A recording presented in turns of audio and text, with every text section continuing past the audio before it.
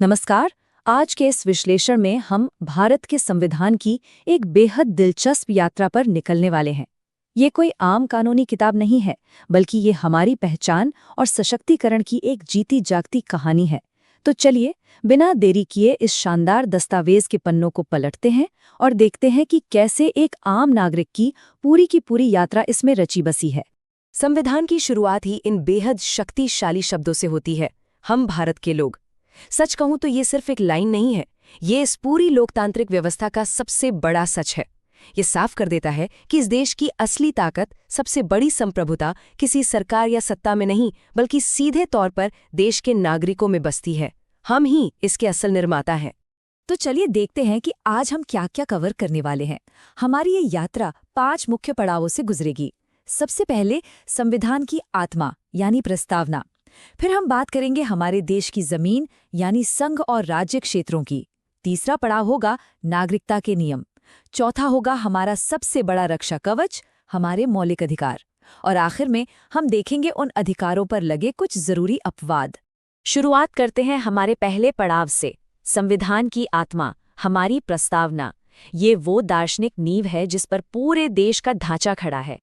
हमारी प्रस्तावना राष्ट्र के 5 मूल आदर्शों पर टिकी है, जिन्हें याद रखने का एक बढ़िया तरीका है SSDR यानी संप्रभु, समाजवादी, पंथनिरपेक्ष, लोकतांत्रिक और गणराज्य।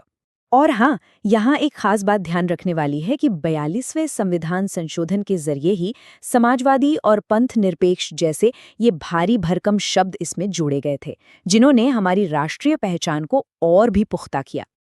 अब यहाँ प्रस्तावना की लिबर्टी और अनुच्छेद 19 की फ्रीडम के बीच का तकनीकी अंतर समझना बहुत ही मजेदार है। देखिए, प्रस्तावना हमें 5 तरह की लिबर्टी देती है: विचार, अभिव्यक्ति, विश्वास, धर्म और उपासना की।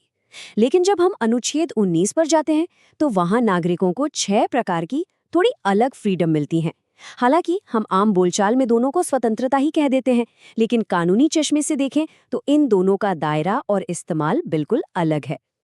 चलिए अब दूसरे पड़ाव की ओर बढ़ते हैं, जो है हमारी भूमि, संघ और राज्य क्षेत्र। दार्शनिक बातों से निकलकर अब हम देश के भौतिक नक्शे पर आते हैं। भारत का स्ट्रक्चर कुछ ऐसा है कि इसे विनाशी राज्यों का अविनाशी संघ कहा जाता है। मतलब राज्यों की सीमाएं तो टूट-फूट या बदल सकते हैं, लेकिन ये पूरा देश हमेशा एक ही रहेगा। राज्यों की सीमाओं की बात करें तो अनुच्छेद 2 और अनुच्छेद 3 के बीच का अंतर समझना बहुत जरूरी है। इसे ऐसे समझिए, अनुच्छेद 2 का इस्तेमाल तब होता है जब हम देश के बाहर के किसी नए हिस्से को भारत में शामिल करते हैं। वहीं दूसरी तरफ अनुच्छेद 3 पूरी तरह से घर के अंदर का मामला है। मतलब अगर देश के भीतर ही किसी राज्य का नाम बदलना हो, बाउंड्री बदलनी हो या 2 राज्यों को मिलाना हो, तो वहां अनुच्छेद 3 काम आता है। और अगर हम इतिहास देखें तो इस अनुच्छेद 3 का खूब इस्तेमाल हुआ है।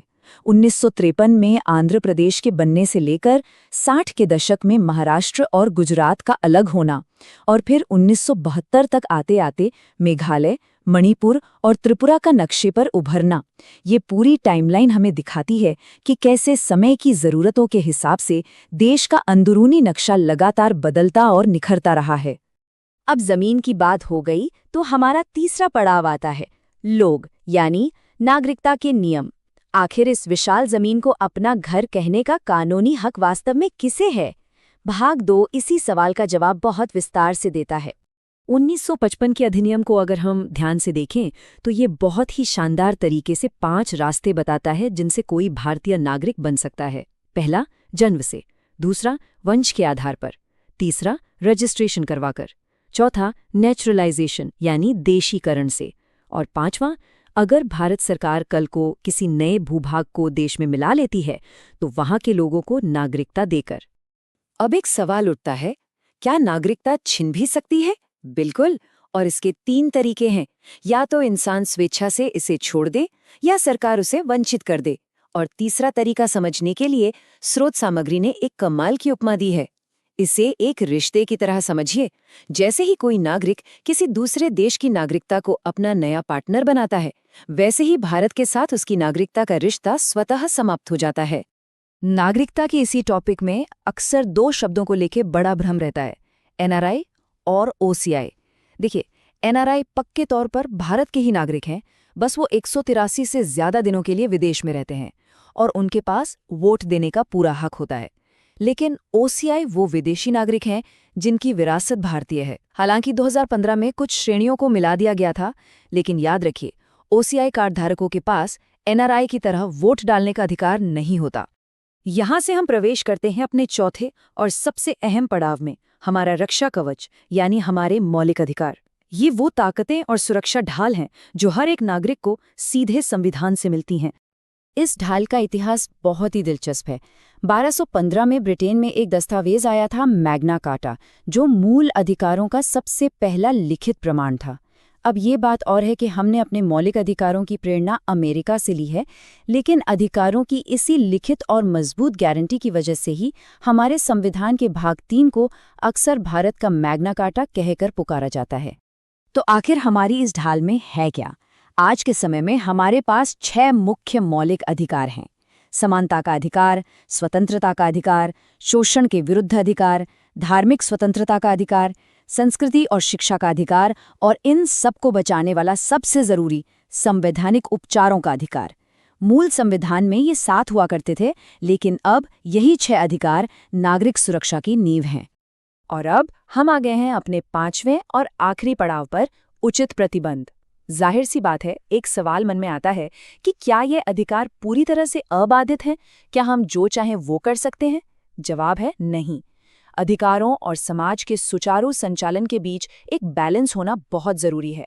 इसको ऐसे समझिए कि संविधान एक हाथ से हमें अधिकार देता है तो दूसरे हाथ से व्यापक सार्वजनिक हित के लिए उन पर कुछ तार्किक प्रतिबंध भी लगाता है। जैसे अभिव्यक्ति की आज़ादी तो है, लेकिन आप ऐसा कुछ नहीं बोल सकते जिससे देश की संप्रभुता या पब्लिक ऑर्डर को खतरा हो। इसी तरह शांतिपूर्ण सभा करने या पूरे देश में घूमने की आज़ादी भी है, लेकिन पब्लिक हेल्थ या हमारे अनुसूचित जनजातियों की सुरक्षा के लिए इन पर रोक लगाई जा सकती है। घूमने की आज़ादी की बात निकली है तो ये बारीक सा भेद भी जान लीजिए, जो अक्सर परीक्षाओं में भी पूछा जाता है। अनुच्छेद 19 आपको भारत की सीमाओं के अंदर कहीं भी घूमने का अधिकार देता है, लेकिन अगर आपको अंतर्राष्ट्रीय स्तर पर विदेश यात्रा करनी है तो वो अधिकार अनुच्छेद 19 से नहीं बल्कि अनुच्छेद 21 के तहत यानी जीवन और व्यक्तिगत स्वतंत्रता के अधिकार के हिस्से के रूप में आता है। तो इस पूरी यात्रा को खंगालने के बाद हमारे सामने एक बहुत ही गहरा सवाल आता है। जरा सोचिए, हमारा ये जीवंत संविधान कितनी खूबसूरती से एक तरफ व्यक्तिगत आज़ादी की रक्षा करता है और दूसरी तरफ पूरे देश की संप्रभुता को भी बनाए रखता है। ये महज कुछ पन्नों में लिखे कानूनों का संग्रह नहीं है, ये एक ऐसा शानदार सिस्टम है जो हमें आज़ाद भी करता है और सुरक्षित भी। अधिकारों और जिम्मेदारियों के इस बेहतरीन संतुलन के बारे में आपका क्या सोचना है? इस पर विचार जरूर कीजिएगा। हमारे चैनल को लाइक और सब्सक्राइब करें। ये यूपीएससी, बीपीएससी और प्रतियोगी परीक्षाओं में सहायक होगा।